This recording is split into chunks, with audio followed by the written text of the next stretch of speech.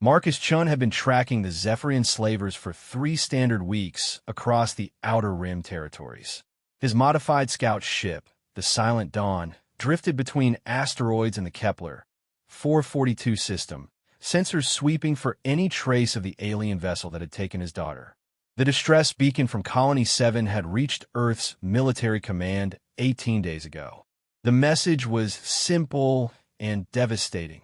Zephyrian raiders hit the agricultural settlement. 17 colonists dead. 1 child missing. Sarah Chun, age 8, daughter of retired Sergeant Marcus Chun. Marcus remembered the exact moment Admiral Rivera called him into her office. He'd been instructing a new class of military snipers at the Luna Base training facility when the summons came. The Admiral's face was grim as she delivered the news that would shatter his world. "Marcus, I need you to understand something," Admiral Rivera had said, her weathered hands clasped behind her back. "This isn't a military operation. Colony 7 falls outside our jurisdiction. Officially, we can't pursue these raiders into neutral space." Marcus had stared at the tactical display, showing his daughter's last known location. Sarah, with her bright smile and endless curiosity about the stars, had begged him to let her spend the summer with her aunt on the farming colony. He thought it would be safer than the military bases where they usually lived. Unofficially, Marcus had asked, his voice steady despite the storm raging inside him. "Unofficially, you're taking extended leave for personal reasons. Your ship happens to be fully fueled and equipped with long-range sensors. What you do with your time is your business." Now, floating in the darkness between worlds, Marcus felt the familiar calm that came before a hunt. His hands moved across the ship's controls with practiced precision, adjusting the passive sensors to detect the specific energy signature of Zephyrian warp drives. The Zephyrians were a reptilian species known throughout the galaxy for their brutality and their lucrative slave trade. They particularly prized human children for their adaptability and intelligence.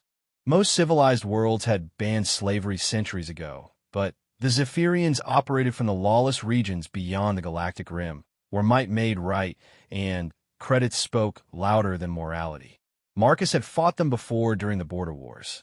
He knew their tactics, their weaknesses, and, most importantly, their arrogance. The Zephyrians viewed humans as primitive creatures barely worthy of notice. They had no idea what they had awakened when they took his child. A soft chime from his sensors broke the silence. Marcus leaned forward, studying the readings that scrolled across his screens. There, a faint trace of exotic particles consistent with a Zephyrian jump drive, approximately 6 hours old. The trail led toward the Vega Secundus system, a known haven for pirates and slavers. As Marcus plotted his course, he allowed himself to remember Sarah's last message to him. She had been so excited about the space vegetables her aunt was teaching her to grow in the colony's hydroponic domes. Her laugh echoed in his memory as she told him about the zero-gravity tomatoes that floated like red balloons. The Silent Dawn engaged its stealth systems as it approached the edge of Zephyrian space. Marcus had modified the ship himself over the years, adding military-grade shielding and sensor dampeners that would make it nearly invisible to most detection systems. The Zephyrians wouldn't see him coming until it was far too late. Marcus Chun had earned his reputation as Earth's most deadly sniper during the border wars. His record of confirmed kills stretched into the hundreds, each one a testament to his patience, skill, and unwavering focus. But this mission was different. This wasn't about military objectives or strategic advantages. This was about a father's love for his child and the lengths he would go to bring her home. The ship's computer chimed softly as it detected another energy signature ahead. Marcus's jaw tightened as he recognized the profile. A Zephyrian heavy cruiser, exactly the type used for slaving operations. His hands moved to the weapon controls, checking the status of the ship's armaments. Everything was ready. In the cargo hold, secured in custom brackets, lay his pride and joy, the Judgment Rifle. Built specifically for his unique talents, it could deliver a round accurately across impossible distances, even in the vacuum of space. The rifle had never failed him, and he wasn't about to let it start now. Marcus whispered Sarah's name as he prepared to enter Zephyrian territory. The aliens had made a fatal mistake when they touched his family. They were about to learn why humans had earned their reputation as the galaxy's most dangerous predators.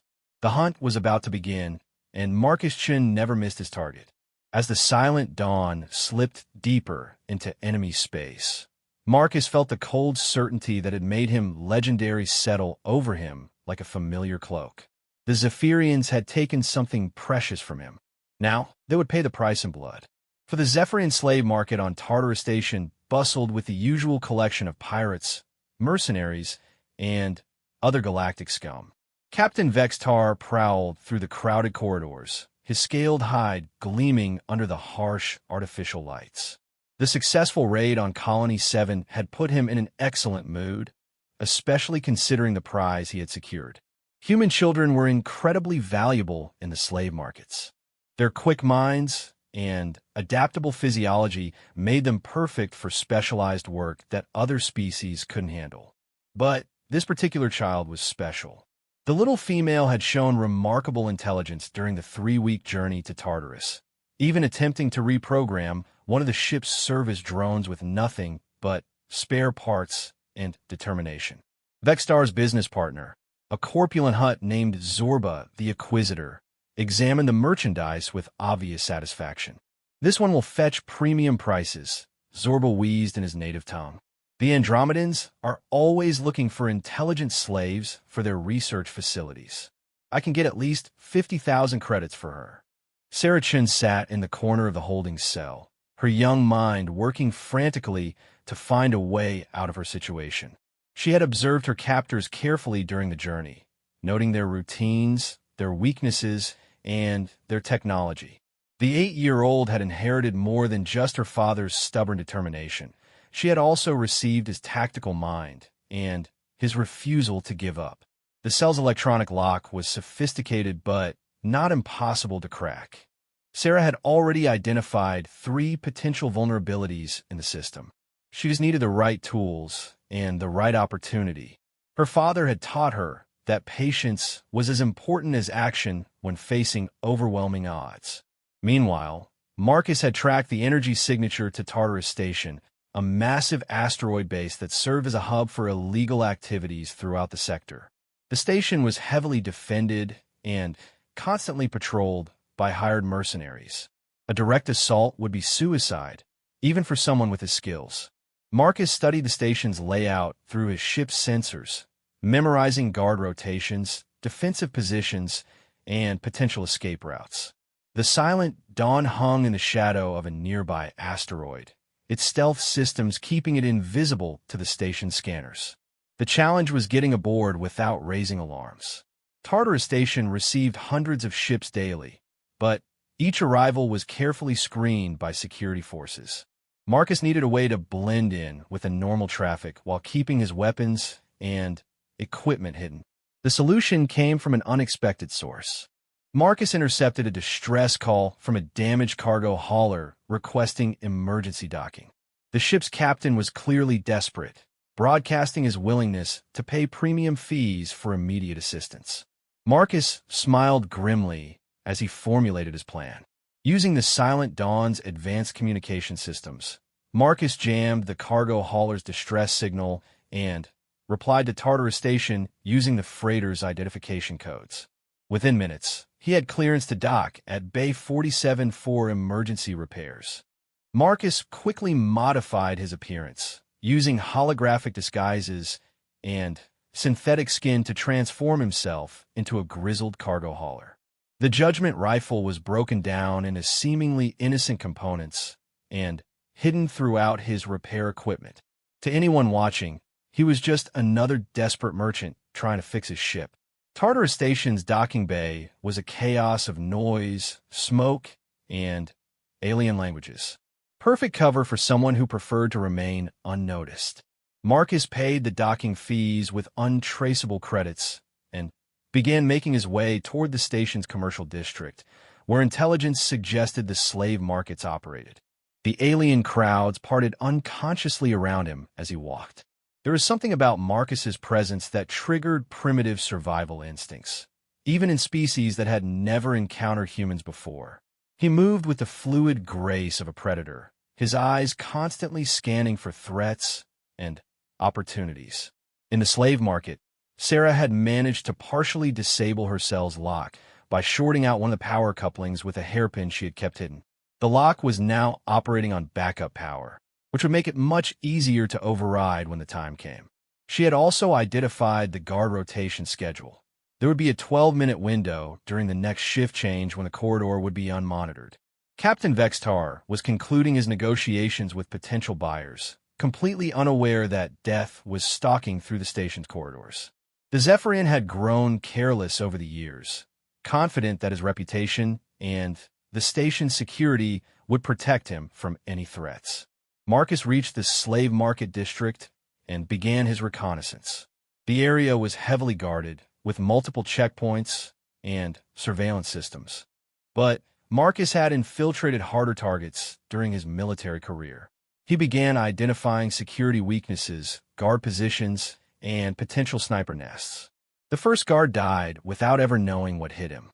Marcus's blade found the alien's throat in the shadows of a service corridor, the body disposed of in a waste recycler before anyone noticed. The second guard followed moments later, his communication device destroyed to prevent any alarm. Marcus was systematically eliminating the outer perimeter guards when he heard something that made his blood freeze, his daughter's voice, arguing with someone in a language he didn't recognize. Sarah was close, and she was still alive. The knowledge filled him with relief and renewed determination. As the next shift change approached, Sarah prepared to make her escape attempt. She had no idea that her father was closing in on her location, but she knew that waiting for rescue wasn't an option. Whatever happened next, she was going to fight for her freedom with everything she had learned from the man who had taught her that surrender was never an option. The security checkpoint at the entrance to the high-value holding area presented Marcus with his biggest challenge yet. 3 armed guards monitored the passage, while automated turrets tracked any movement in the corridor. The defenses were designed to stop armies, not individual infiltrators, but they were still formidable.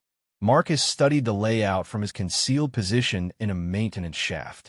The turrets operated on motion sensors and heat detection, but they had one critical flaw. They were calibrated for alien physiology. Human body temperature ran slightly cooler than most galactic species, and Marcus's military training had taught him how to regulate his movements to avoid detection. He assembled his rifle with practiced efficiency, each component clicking into place with mechanical precision. The Judgment Rifle was a masterpiece of human engineering, capable of punching through military-grade armor at distances that other species considered impossible. More importantly, it was completely silent when fired in stealth mode. The first shot took out the central power coupling for the automated defenses. The turrets went dark as backup systems struggled to compensate for the sudden power loss. In the confusion that followed, Marcus eliminated the 3 guards with precise shots to their vital organs. The entire engagement lasted less than 30 seconds. Sarah heard the commotion outside her cell and knew that something significant was happening. The sounds of combat were unmistakable to someone who had grown up around military bases. Her heart raced as she realized this might be her chance to escape. The cell door's electronic lock finally succumbed to her sabotage efforts, sparking briefly before clicking open. Sarah peered cautiously into the corridor, her young mind processing the tactical situation with remarkable clarity. Bodies lay scattered near the security checkpoint, but there was no sign of whoever had created the carnage. "Sarah!" The voice was barely a whisper, but she recognized it instantly. "Daddy!" She turned to see a figure emerging from the shadows, and despite his disguise, she knew immediately that it was her father. The way he moved, the careful precision of his steps, the protective way he held his weapon, everything screamed Marcus Chun. Marcus felt a wave of emotion threaten to overwhelm him as he saw his daughter alive and apparently unharmed. Sarah looked thin and tired, but her eyes still held that fierce intelligence that made him so proud. She had survived 3 weeks in captivity and had even managed to escape on her own. His little girl was tougher than most trained soldiers. "We need to move now," Marcus whispered as he reached Sarah's position. "Can you run?" "I can do better than run," Sarah replied, pulling a salvage security badge from her pocket. "I hacked their system while I was waiting. I know where all the guards are stationed, and I've been mapping their patrol routes." Marcus stared at his 8-year-old daughter with newfound respect. She had done what most intelligence officers would struggle to accomplish, and she had done it while being held prisoner. The Chen family genes were definitely strong. Sarah led them through a series of service corridors that she had identified as the safest route to the docking bays. Her information proved accurate. They encountered no resistance as they made their way through the station's maze-like interior. Marcus was amazed by his daughter's tactical awareness and her ability to remain calm under extreme pressure. The alarm finally sounded as they reached the main concourse leading to the docking bays. Captain Vextar had discovered the bodies in the security checkpoint and realized that his valuable prize had escaped. The Zephyrian's roar of rage echoed through the station's communication systems as he ordered every available mercenary to find a human child. "Sealol docking pais," Vextar commanded from the station's control center. "No ship leaves until we find that little human vermin."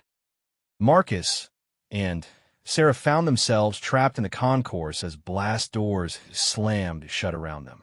Emergency lighting cast eerie shadows as dozens of armed mercenaries poured into the area from every entrance. They were outnumbered at least 50 to 1, with no cover and nowhere to run. "Daddy, what do we do?" Sarah asked, her voice steady despite the desperate situation. Marcus smiled as he raised the judgment rifle to his shoulder. "We show them why humans are the most dangerous species in the galaxy." The mercenaries advanced cautiously, knowing they were hunting a skilled opponent, but confident in their overwhelming numbers.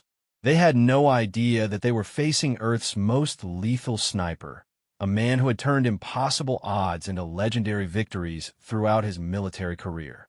The first shot removed the lead mercenary's head in a spray of alien blood. The second shot punched through 2 aliens standing close together. Marcus worked the rifle with mechanical precision, each shot finding its target despite the chaotic lighting and moving enemies. Sarah pressed herself against the wall behind her father, watching in amazement as he systematically dismantled the attacking force. She had always known her father was a soldier, but she had never seen him in actual combat. The deadly grace with which he moved was both terrifying and beautiful. "Stay behind me and be ready to run when I tell you," Marcus instructed between shots. "We're going to fight our way to the docking bay." The mercenaries tried to rush their position, but found themselves caught in a killing field. Marcus had positioned himself to create overlapping fields of fire, and his superior marksmanship meant that every shot counted. Bodies began piling up in the concourse as the aliens realized they were facing something far more dangerous than they had expected. Captain Vextar watched the slaughter from the safety of the control center, his reptilian features twisted with rage and disbelief. "How can one human be killing so many of my soldiers? Send more troops. Send everyone." But Marcus was already moving, using the chaos and smoke to advance toward the docking bays with Sarah close behind him. The judgment rifle continued its deadly work, each shot carefully calculated to create maximum impact and confusion among the enemy forces. As they reached the sealed blast door leading to Bay 47, Sarah produced another surprise, a military-grade plasma cutter she had stolen from the maintenance area. "I thought we might need this," she said with a grin that reminded Marcus exactly where she had inherited her tactical thinking. The plasma cutter made short work of the blast door, carving a Sarah-sized hole in the reinforced metal. Marcus provided covering fire as his daughter squeezed through the opening, then followed behind her as more mercenaries flooded into the concourse. The Silent Dawn waited exactly where he had left it, its stealth systems still concealing it from the station's sensors. "Welcome aboard the family business," Marcus said as they rushed up the ship's loading ramp. Sarah's eyes went wide as she took in the vessel's military modifications, the reinforced hull plating, the advanced sensor arrays, and the weapon systems that were definitely not standard on civilian craft. "Daddy, this isn't just a scout ship, is it?" Sarah asked as they reached the cockpit. "Sometimes a father has to make house calls," Marcus replied, his fingers dancing over the launch controls. The ship's engines came online with a barely audible hum, their sound dampened by the stealth modifications.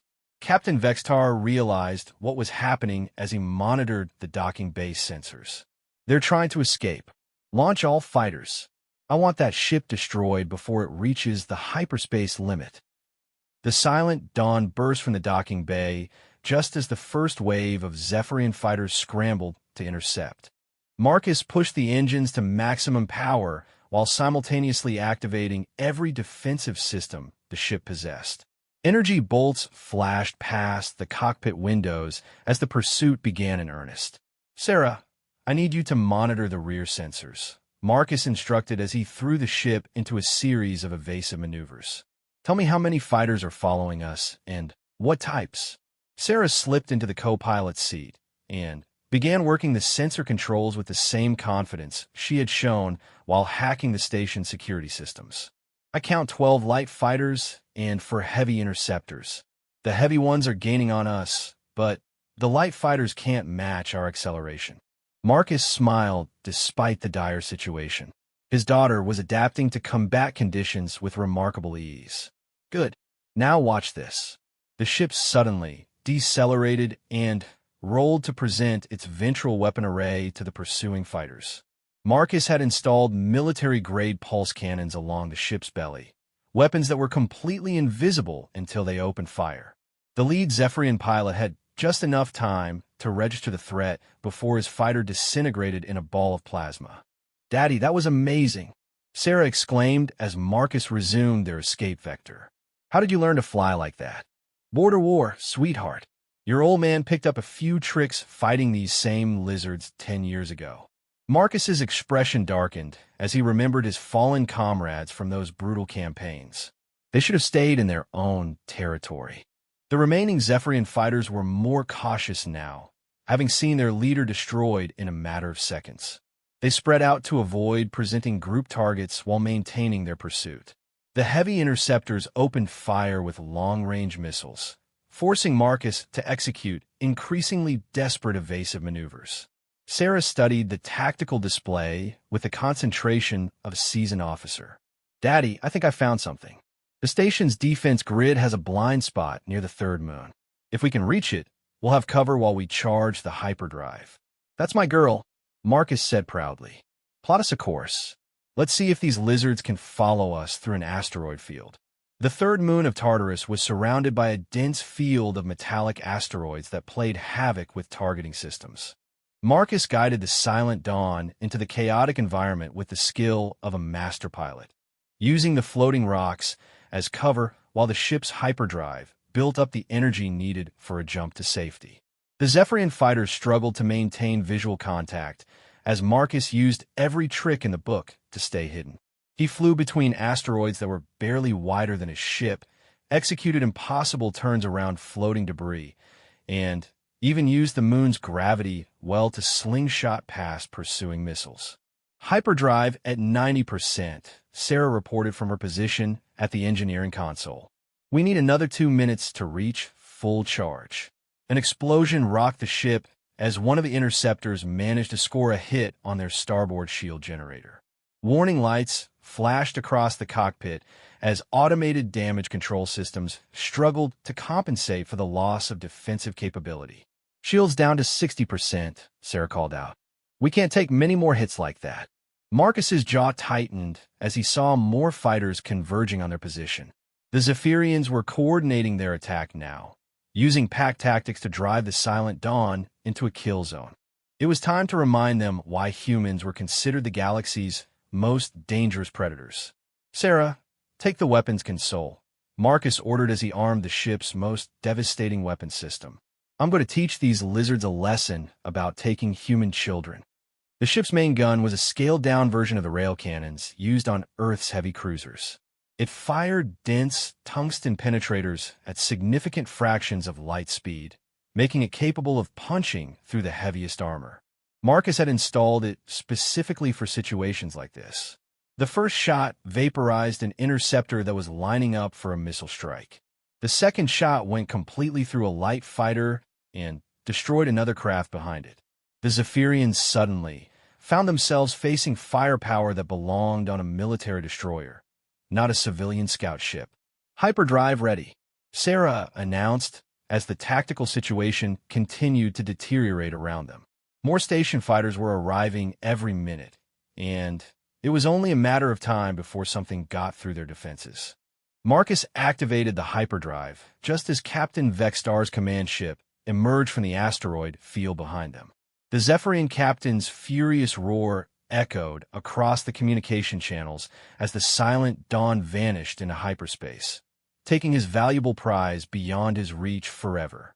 As the stars stretched into lines around them, Sarah turned to her father with a mixture of admiration and curiosity. "Daddy, why did those aliens take me? What made me so special to them?" Marcus considered his answer carefully as he programmed their course for Earth. "Because humans are different, Sarah.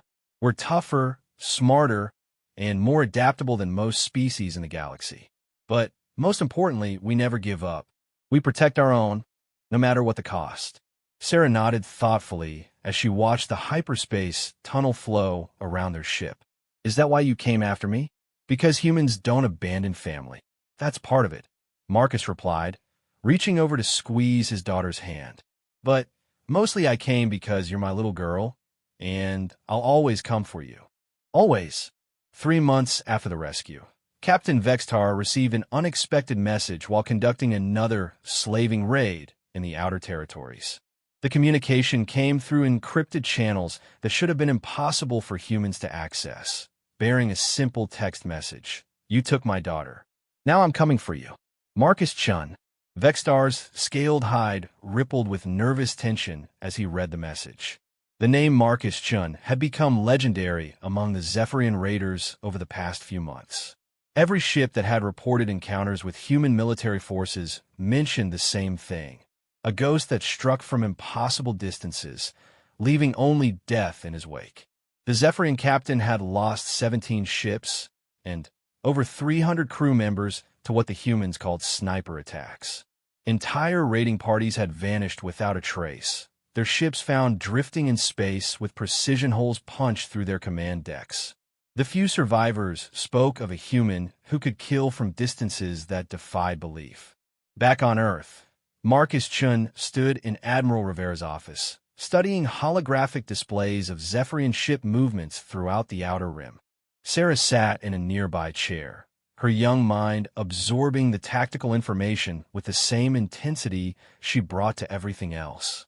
"The pattern is clear," Sarah observed, pointing to a cluster of red indicators on the star map. "They're consolidating their forces in the Rigel sector, probably trying to mass enough firepower to hunt you down."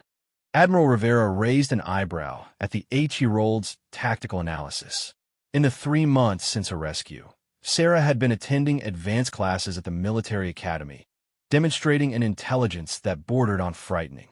Her insights into alien psychology and tactical thinking had already proven valuable to Earth's intelligence services. "Your daughter is right," the Admiral confirmed. "Our deep space reconnaissance has identified a gathering of over 50 Zephyrian vessels in that sector. They're calling it the largest hunting party in their recorded history." Marcus studied the display with a cold calculation that had made him Earth's most feared sniper. "They're making a mistake. Concentrating their forces just makes them a bigger target." "Marcus, this isn't just about revenge anymore," Admiral Rivera said seriously. "Intelligence indicates they're planning a major offensive against human colonies. The raid that took Sarah was just a test run. They want to see how we respond to attacks on our civilians."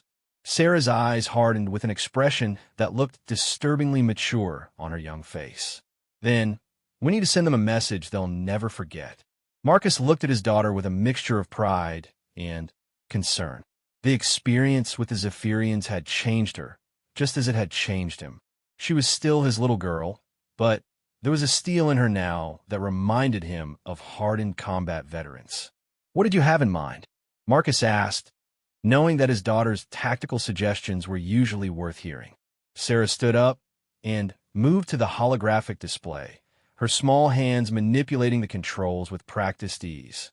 "They're expecting you to hunt their individual ships like you've been doing. But what if we gave them exactly what they want? What if we let them find you?" The plan that Sarah outlined was both brilliant and terrifying in its simplicity.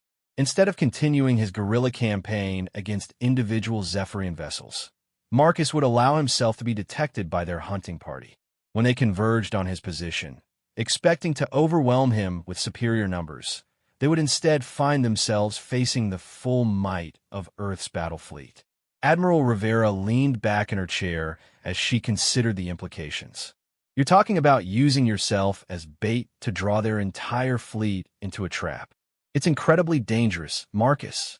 If something goes wrong, you'd be facing 50 enemy ships alone."